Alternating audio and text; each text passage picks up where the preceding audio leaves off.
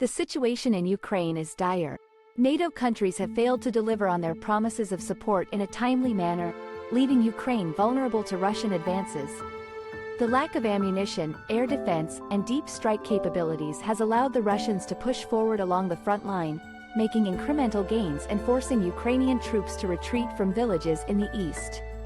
The delay in U.S. military aid, held up by political differences in Washington, and Europe's inability to keep up with demand for military hardware production have left Ukraine's forces depleted and struggling to fend off Russian attacks.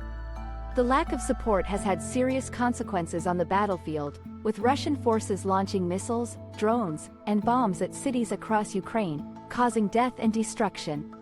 Despite the challenges, Ukraine and its Western partners are racing to deploy critical new military aid to check the Russian advance and thwart drone and missile attacks. New supplies have started arriving, but the process must be sped up to prevent further losses. The front line has shifted little since the start of the war, but Russian forces have edged forward, especially in the Donetsk region, using sheer numbers and massive firepower to bludgeon defensive positions. Russia, a far bigger country with greater resources, has also received weapons support from Iran and North Korea, further tipping the scales in their favor.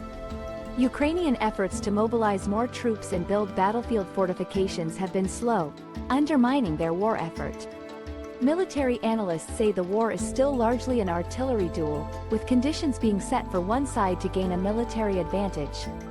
The Russian military is in a better position at the moment, with recent battlefield gains attributed to delays in congressional approval for additional spending that set the Ukrainians back. However, more weapons and ammunition are on the way, including Patriot missile systems to defend against heavy Russian barrages. Ukrainian officials fear a major summer offensive from Russia, as forces assemble for a potential push into the strategically important town of Chasiv Yar.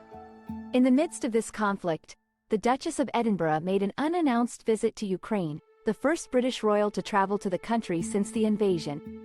Sophie, wife of Prince Edward, met with President Zelensky and delivered a message of solidarity on behalf of King Charles III. Her visit was a demonstration of support for the women, men, and children impacted by the war, continuing her work to champion survivors of conflict-related sexual violence. As the situation in Ukraine remains precarious, the need for swift and decisive action from NATO countries and Western partners is more critical than ever. The fate of Ukraine hangs in the balance, as Russian forces continue to advance and the Ukrainian people endure the devastating impact of war.